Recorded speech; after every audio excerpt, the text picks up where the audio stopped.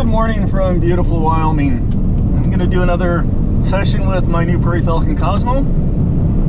I've done a number of pigeon sessions and cranes training, all that. I videoed a lot of that. Links are in the description below.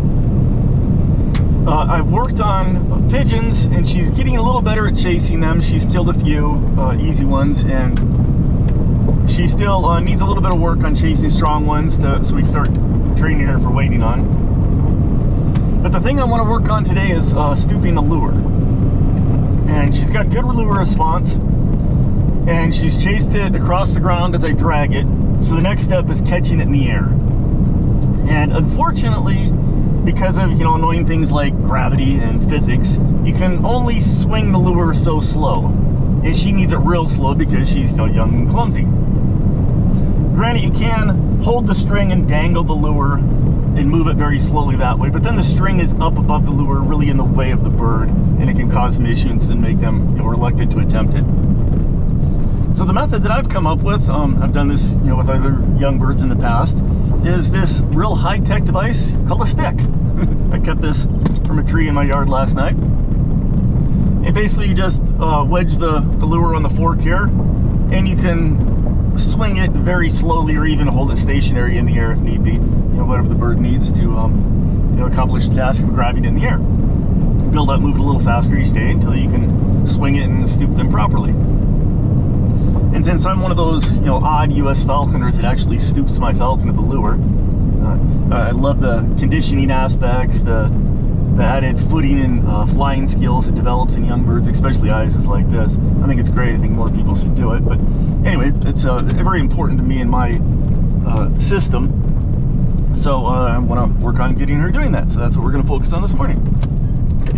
So I'll turn in here and find a good spot and get her done.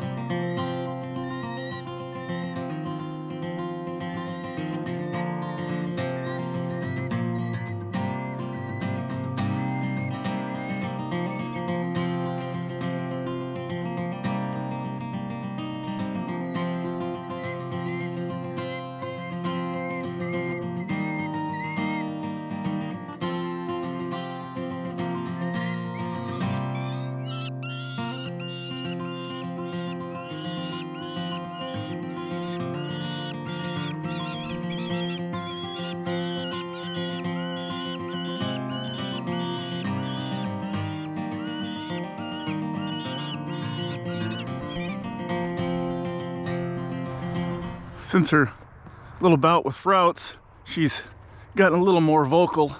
It's not horrible, and hopefully it'll go away, but we'll see. So she is waiting on of a sort.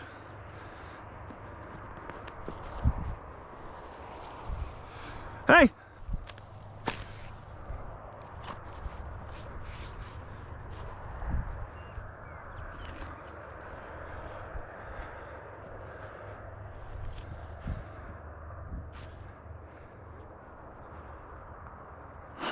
She wants to fly a little bit more.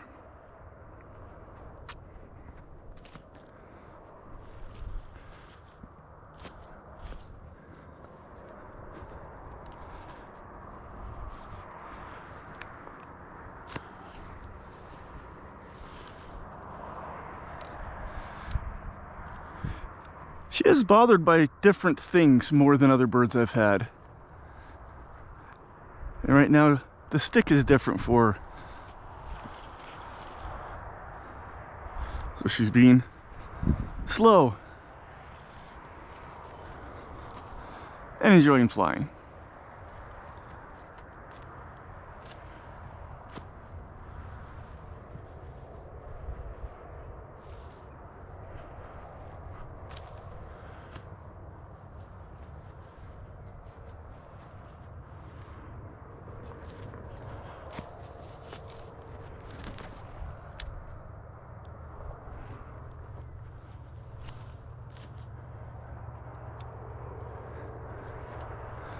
Everything is baby steps with her.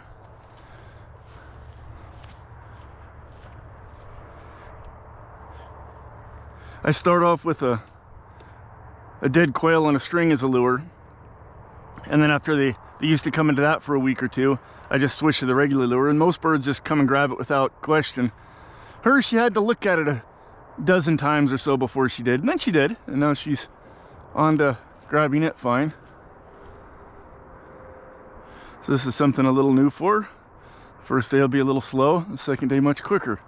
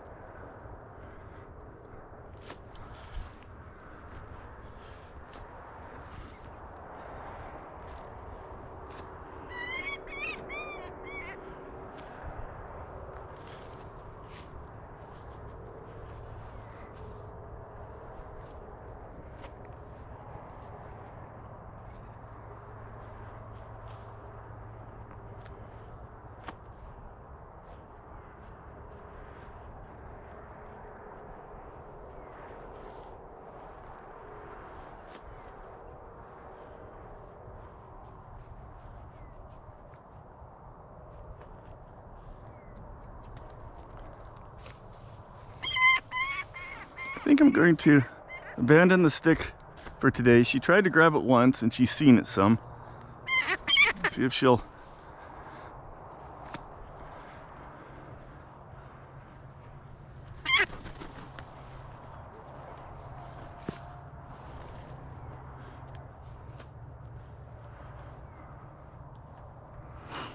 Just get her to come with it near the stick. She needs baby steps for everything. Come on, up.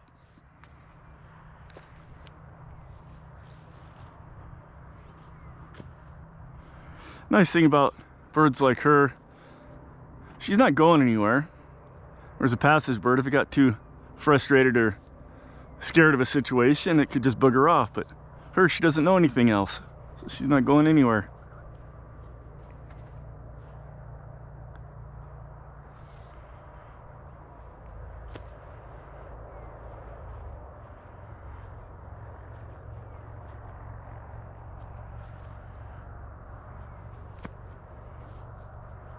She made a good attempt. She just didn't grab it. She just kind of tried to land on it and didn't stick with it.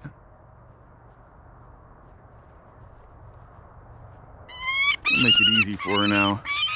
And she drags it right toward the stick.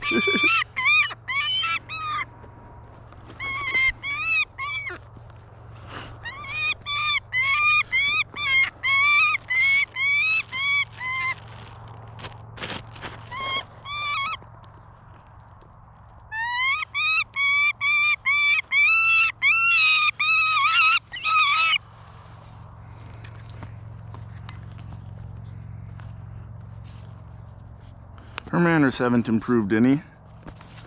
That'll probably take longer for that to happen.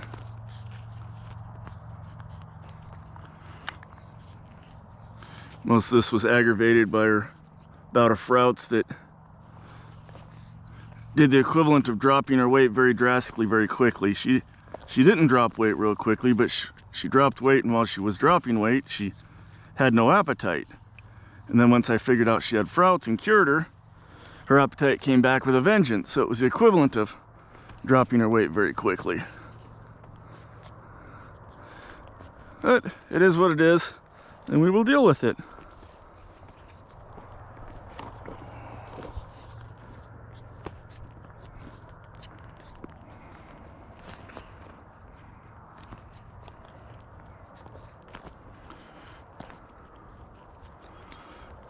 Mantling is annoying.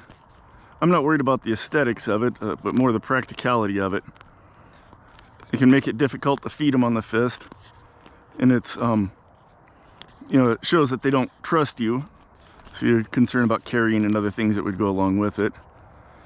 The biggest thing is if they start turning around on the glove while they're feeding and trying to bait off the fist with food. That gets really annoying and difficult. She did do a little bit of turning around when she got pieces pulled loose from my glove early on, and I do a better job of hanging on to the food so she can't pull up big chunks.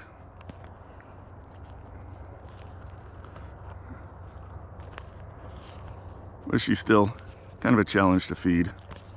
But she'll get better. She acts like she's starved. But when she's coming to the lure earlier and she got a little put off by the stick, she acts like she's fat.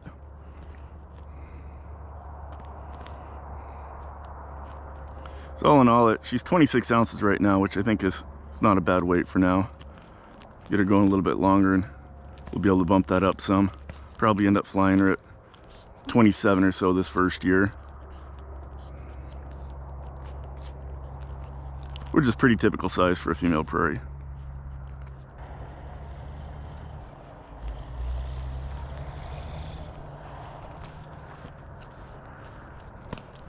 She's definitely not afraid to swallow big stuff now, where when she had Frouts and shortly thereafter she didn't want to swallow big pieces, which is completely reasonable and understandable.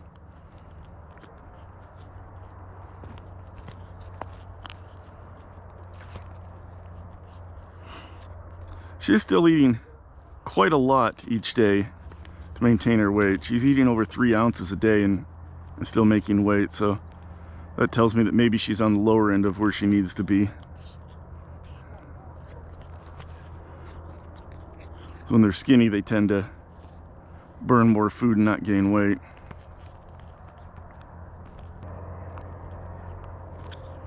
Got a bony chunk stuck in her beak, but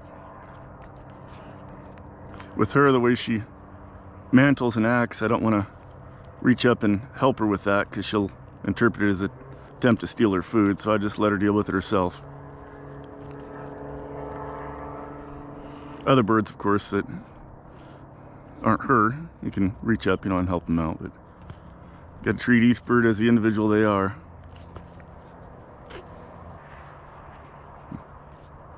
She does this kind of infantile sitting back on her tarsus to feed, but she is still just a young baby. She's hard pinned, of course, but she's still quite young and juvenile mentally.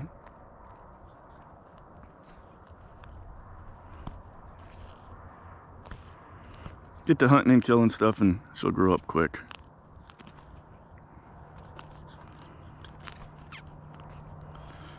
When I pull my Jerk and Clyde out, I'm gonna have to be careful and not forget which bird I'm working with, because feeding him on the fist is completely different than feeding her. He's not bothered by me moving and stuff, but as soon as the food's gone with him, you gotta hood him or he's off, which is kind of common for Jers. But her, I'm gonna give her a minute to look around and see that the food's all gone. This is new. Never bit at the hood before. She's never been super easy to hood.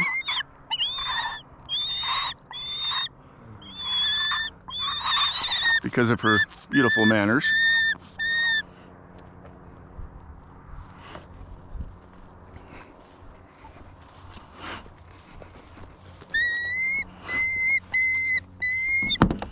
I found that the bird is acting anyways weird or difficult on the fist because they're hoping there's more food. Put them on the truck perch quick, and that changes in their brain that it's not feeding time anymore at all. It's time to travel. And she never gets fed on the perch, so also she's kind of looking around a little bit. So I'm gonna drive quick, and the bouncing road will settle her.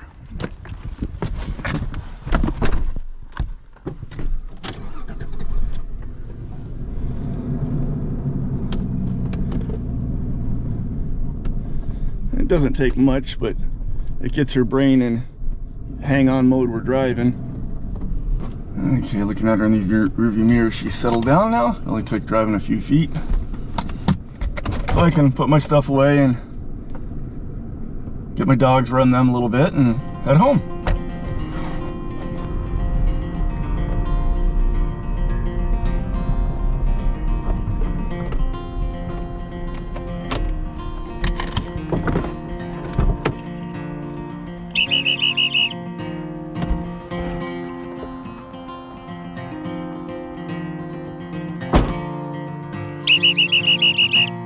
Pongo!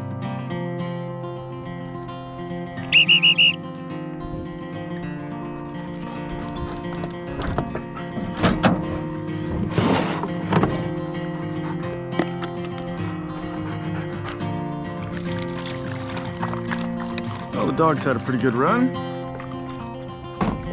Where's the young Mr. Pongo? Pongo! Come on!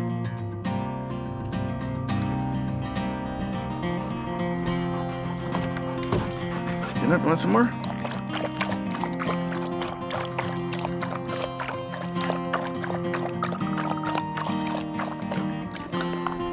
Okay, kennel up.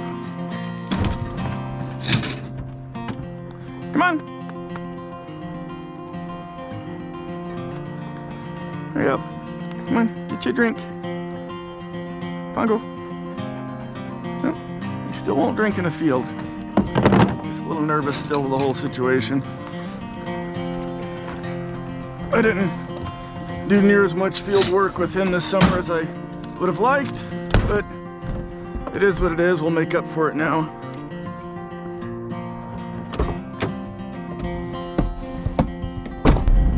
Well, all in all, it wasn't a bad session. She was put off by the stick, which I've not had a bird do that before. That's kind of Cosmo's personality, though, it's turning out. She's easily put off and bothered by something new and different. She's not bothered to the point where she panics or does anything stupid. She's just a little put off, but she does that more easily than most birds. But on the plus side, she gets over those sort of things very quickly. So almost every time I've had a situation like this, the very next time I had the same situation, she is incredibly better. You know, she improves quite quickly on that. So I'll continue with this routine, getting her to catch the lure in the air, and so I can swing it and actually stoop her to the lure. And also using more pigeons. I've done a little bit of that, and I'll toss some more pigeons, get her chasing them so we can, you know, get her pitch up. She's kind of got the stick around and wait on thing. That's always usually pretty instinctive and easy. Now we just got to get some pitch and move on, and before we know it, hawking season will be here.